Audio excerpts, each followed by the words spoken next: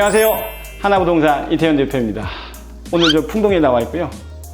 소개해드릴 집, 그저께 TV에 방영됐던 그 집 스타팰리스 오늘 한번 보도록 하겠습니다. 화면을 통해서 많은 분들 보셨을 것 같고요. TV 어디 나왔냐고요? 요즘 이제 뜨거운 예능 집구하기 프로 구해줘 홈즈에 8월 2일에 상영되었습니다. 한번 찾아보시면서 같이 비교를 해보시기를 권장해 드립니다. 그때 그 집을 제가 오늘 한번 보여드릴 텐데요. 자, 뭐가 다르고 뭐가 같은지 한번 좀 비교를 해보겠습니다. 오늘의 주제, 그 집!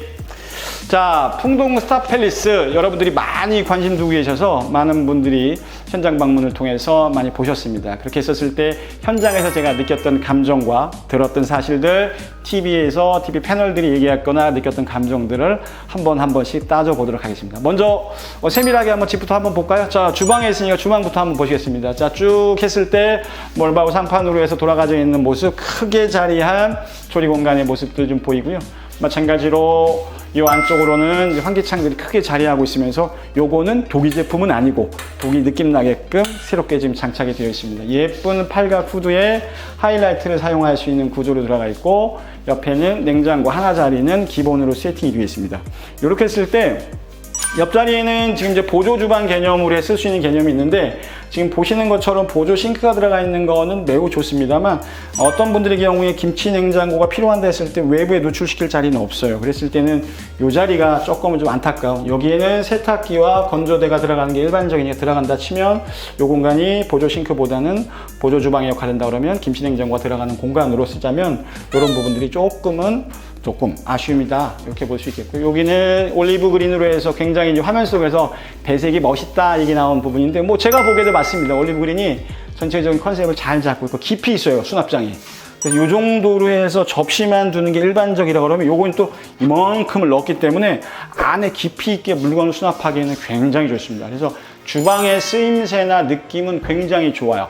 이런 부분들이 처음에서부터 들어왔을 때 집이 카페 같다 했을 때 그 완성시켜주는 역할 중에 하나가 이쪽이다 이렇게 보시면 될 것 같고, 요거 되게 지금 특이하게 TV에서 지금 그려졌습니다. 지금 보셨을 때 거실에 소파 자리는 저 끝까지 들어간다 그러면 큰 소파가 들어갈 수 있는 거고 저기다가 김치 냉장고를 두고 저 안은 그냥 쓴다 그러면 요렇게 해서 4인용 이상은 들어가는데 재미있는 건 요렇게 했었을 때 요 앞에 요런 나무 문틀과 문짝을 달아서 무언가의 색다른 느낌을 지금 주고 있습니다. 열어보면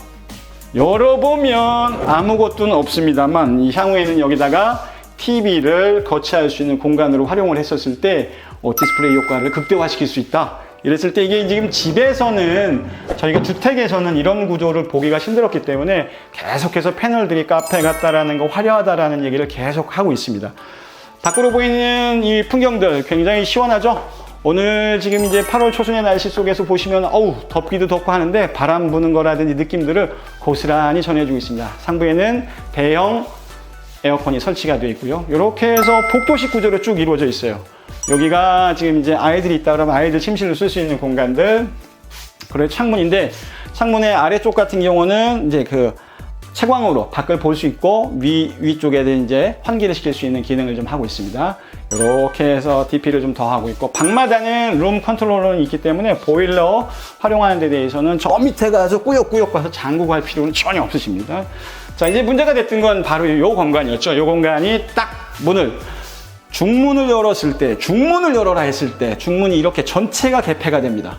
전체가 개폐가 돼서 시원하게 들어왔을 때 정면에 유리로 뚫려 있는 방, 이걸 방이라고 얘기하기는 조금은 난감하네요. 저는 이걸 방이라고 얘기하냐, 뭐든 다용도 공간 개념으로는 설명을 좀 드릴 수 있을 것 같은데 밑에 타일부터 시작을 해서 전체 느낌이 뭔가 색다르다는 느낌, 유니크하다는 느낌은 전해주는데 방 개념보다는 이걸 뭐에 쓰면 좋을지라는 고민. 저희는 주로 이제 집을 보고 집을 구하는 사람들이다 보니 관점 자체가 방으로 이걸 누구 줄까 생각을 하는데 이거는 방 개념보다는 어떤 다용도의 공간 개념으로 접근하면 좋지만 방으로, 주택으로 보기에는 조금 이게 뭘까? 이런 생각이 드는 것도 사실입니다. 자, 뒤쪽으로 보시면 이제 공용 욕실의 모습, 이 안쪽으로 한번 찍어볼까요? 이렇게 해서 양변기와 세면대 안에 샤워부스 공간까지 쭉 다양하게 들어와 있습니다. 타일은 굉장히 다양한 타일들이 종류별로 지금 쓰이고 있습니다. 여기 같은 경우도 이게 지금 이제 미끄럼 방지되는 쭉쭉 미끄러지지 않는 것들이라서 이게 혹시라도 애완견들이 있을 때도 넘어지거나 미끄러지지 않는 그런 것까지 세밀하게 신경을 썼습니다. 전체가 개폐가 되고 있는 이 옆에도 일반적인 신발장이 그냥 전부 다 개폐가 되는 막아져 있는 느낌이라 그러면 이렇게 오픈되어 있는 공간들도 있고 막아져 있는 공간들도 있고 같이 다양하게 있는 거예요. 그러니까 이 집은 전형적인 주택 구조나 주택 문법을 따르지는 않았어요. 자기가 생각했던 것들을 실현해내기 위한 노력이 많이 들어가 있는 주택. 그래서 유니크하다는 얘기가 좀 어울립니다. 자, 쭉 들어가 보시면 이제 들어오셨습니다. 이게 지금 이제 안방의 모습. 이렇게 해서 안방에 말씀드린 대로 또 하나의 에어컨은 달려 있고요. 요 옆 공간이 실외기 공간들. 실외기를 결과적으로 바깥으로 돌출시키지 않고 요 안쪽에서 개폐시켜서 사용할 수 있도록 들어갔습니다. 여기서 실외기가 안방, 거실까지 쭉 이어지고 있는 모습. 그래서 이제 베드가 들어가는 공간은 요 공간이 들어가겠죠?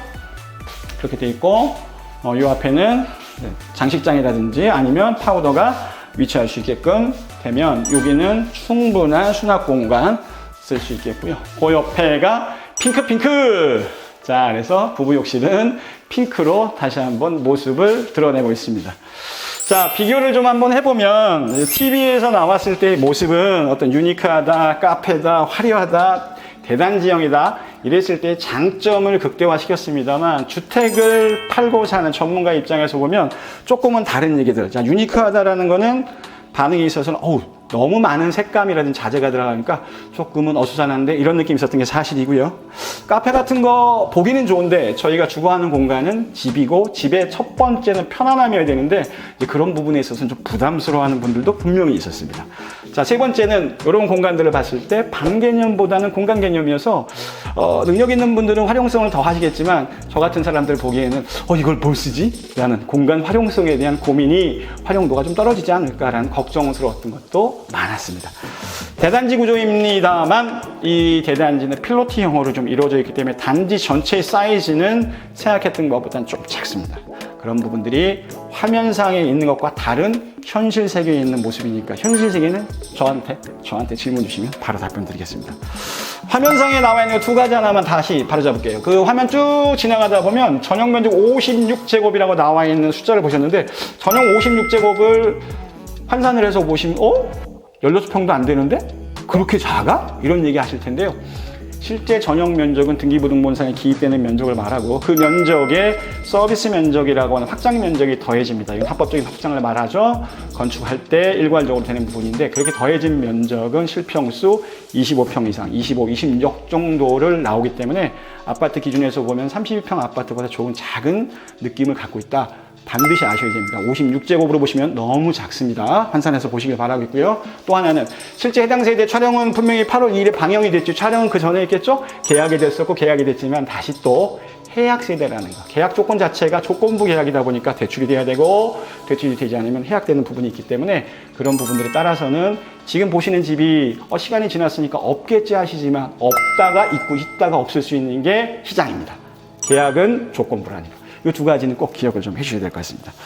당연한 역세권에 당연한 숲세권, 하지만 가격은 착한 편에 속하는 현재 상태 풍동에 남은 가격 중에서 가장 저렴한 단지를 좀 보셨습니다. 단지 구성 면에 있어서도 또 자재 구성 면에 있어서도 들 얘기는 너무 많은데 답답하시죠? 현장에서 한번 보시고 다시 한번 얘기 나눠보시면 어떨까 합니다. 자, 즐거운 시간, 구해좀 그 집하고 비교해봤던 그 현장, 스타팰리스 이태현 대표입니다. 고맙습니다.